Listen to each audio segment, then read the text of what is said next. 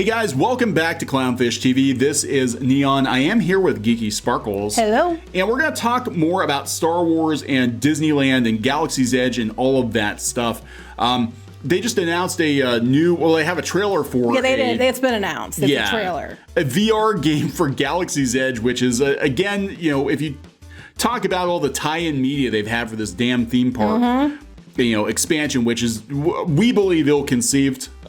They should have based on the original trilogy. If you look at Harry Potter and compare it to Galaxy's Edge, there's really no comparison. But Disney's putting all this money into pimping out Galaxy's Edge is basically a commercial to come to the theme parks and experience it, and that's great, except it's closed in California. That's right. We don't know when it's going to open again. So good luck with that. So we're going to talk about that, and then we're going to talk about a potential lawsuit because Disneyland is closed. So before we get into it, please subscribe for more pop culture news, views, and rants. We're at about 150,000 subs.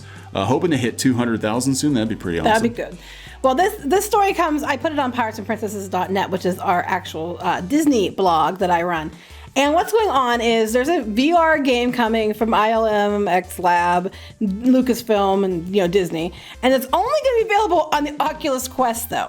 So we're going to have this game to try to, further the lore of Galaxy's Edge and Black Spire Outpost, but we're only going to make it on Oculus Quest, so very few people can actually play it. Well, no. This is how they're gonna separate people. They want to make sure that only the rich people see this commercial, because they only want rich people to come to Disney World. That's how this works. Well, basically, it's funny because it's going to focus on the Galaxy's Edge area at the parks. However, it's going to try to do side stories. And here's the quote. Not only will you be interacting with 3PO and R2-D2, things you care about, and visit the cantina of barkeep, he's Slack, whatever, some weird name. But we'll also get to work alongside Droid Depot proprietor Mubo and an all-new standalone story known as a tale. A tale. We have to clarify. Trademark, branded. We have to clarify that it's a tale, even though they used to do tales from, the Mos Eisley Cantina, Tales of the Bounty Hunters, those kind of books. And you'll encounter the famed Jedi Master Yoda with Frank Oz reprising the role. Its immersive experience offers a whole new way to explore the world of Star Wars Galaxy's Edge at Disneyland Resort and Walt Disney World Resort, and discover what exactly happens past the boundaries of Black Spire Outpost. It's a flippin' commercial. Strollers. A crummy strollers, yeah. It's a crummy commercial. So they have a trailer for it. Now, when they go down the article, they go down there talking about how they talk to the director and how it's not actually the same thing and you're not going to Oga's cantina. No. You're going outside to the other guy's cantina. And you're going on a lot of flippin' fetch quests. In the video, you have to fetch quest the ingredients to make food for this cantina. You have to fetch quest droid parts for a Droid Depot. Trademark, hashtag. That they promote at the park. They're like, you don't build a lightsaber at Savvy's workshop, but you go to Droid Depot instead. They're like, it's not Galaxy's Edge, but it is.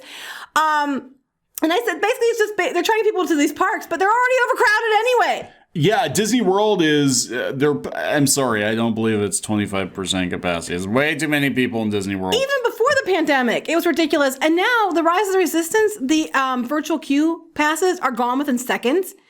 And they're going to do the same thing for Millennium Falcon Smuggler's Run. So what's the point? And when you try to walk into anything, the stalls are so small. Before the pandemic, you could hardly fit anybody in them. Now it's probably a nightmare.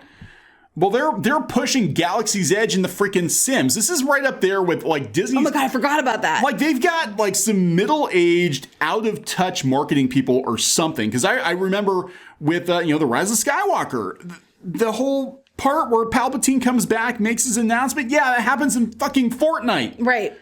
They keep trying to do this like, oh, we're going to spread our stories out to other media because you have to make people care because nobody gives a shit about Galaxy's Edge or Blue Hair Spy Girl or these other dumbass Kathleen Kennedy characters. Instead of finding planets people wanted to see, like, Tatooine, Hoth, those kind of planets, they decided to go make their own up because they figured they could market it more and they could own it wholesale. Yeah. And then they could market it. So now they're retroactively trying to make you give a shit about Galaxy's Edge through video games, books, whatever. But all they're coming across is out of touch. People from Sims were furious because they're like, wait, we've been waiting for updates and this is what we get. Yeah, right. It's like that hey there fellow kids thing. Yeah. It's like, isn't this groovy and awesome and cool? And people are like, what the you know? Yeah, it's bullshit. But it's basically, they're like, oh, we're telling outside tales. It says fetch quests in different locations in the park and some locations that are in the park to try to get you to come to the park. But you have to go buy a very expensive VR headset to be able to experience all of Galaxy's Edge and drink your Ovaltine, bitches. That's right. Well, I was talking to one from Matt today about it, and he was one that sent it over. And I said, I brought up a point, you know, people would pay money for a VR experience where you can go experience the actual parks, where you can walk the parks and ride the attractions, especially ones that are, you know, outside the country that you might not ever get a chance to go to. And then, so Disney's not losing any money on that because you can go see the ride through videos on YouTube anyway. Just let them experience it in a VR. Then these people who are never going to come to your park because they couldn't afford to can still experience it and you're still getting paid. They weren't going to give you any money before. I would love a virtual museum of shuttered attractions. Oh yeah, that'd be awesome. You know, that were actually to spec because they've got all the blueprints and everything. Disney could do it right. I would pay for that. People would pay it. Yeah, ride Journey into Imagination, and instead of doubling down on this stuff, why don't you go make things people actually are going to want to buy? Because they're not going to let Galaxy's Edge fail. But even if it fails, they're not going to admit it. But this is really... It's busy, though. But it's because it's a very small area. Everything's kind of compact. I mean, it's a large area. But when you go like down to the shopping area, it's very compacted. Yeah, we keep joking. It's a Moroccan flea market. That's what it feels like. It feels like the Morocco Pavilion with spaceships. And a bunch of ships so you can take pictures with them. They're kind of sitting there so you can take pictures with them. That's what they're there for. You know, then you have Droid Depot where you can pay $100 to build a droid or go to Savi's workshop. You can pay $200 for a lightsaber that a lot of people complain break within a short time afterwards. Yeah. Then you have Oga's Cantina if you can get in. When you get in, and this was before the pandemic, I don't know how it's working now, you were crammed up at a counter or at a table. You weren't allowed to walk around. You weren't allowed to move because it's very, very, very tight in this building. And they don't want you to walk around taking pictures. You can take pictures like afterwards on your way out or whatever. But they have you at a counter or a table. And basically they're trying to get you through as fast as they can with overpriced food and drinks. You basically get to pick what you want. You have to hurry up and eat it. You get I think it's even time limited, honestly. Yeah. And then you have to be out the door. So you don't even get to experience it or enjoy it. It's just a mess. For thousands of dollars, you too can have a rushed, half-assed Star Wars experience. That unrelated to anything you know. And then go home and go buy another, $500-600 Oculus so you can have the side stories too. Which are fetch quests. So anyway, the irony in all of this is that they're promoting Galaxy's Edge so hard and a lot of the country can't even get to Galaxy's Edge because Disneyland is closed indefinitely. And a lot of people don't have the money or don't feel safe enough traveling to Walt Disney World. Right, so... And it's limited. If you don't get your park pass availability, then you can't get in anyway. So, yeah, Galaxy's Edge cast members in California are being laid off. Well, of course, we don't know when Disneyland's going to open. We're going to talk about that. WDW Pro put this out there. So according to Mice Chat, Galaxy's Edge cast members are being laid off in the latest round of the 28,000 layoffs. Disneyland Resort reached agreements with several cast member unions. So cast members who transferred to Galaxy's Edge from Disney California Adventure lost all scheduling seniority. Oh. Because Disneyland and California Adventure have separate union contracts. Oh, I didn't know that. Because they were trying to get people, that it was a big deal that the people that were already cast members would get first priority to switch to Galaxy's Edge if they wanted to. Yeah. Cast member who had worked for the company for years in Disney California Adventure was effectively considered a new hire upon transferring to Galaxy's Edge. Cast members who transferred from within Disneyland Park did not lose seniority. That's really laid out poorly. That's not really right. Yeah. That's weird. I did not know that they had separate unions.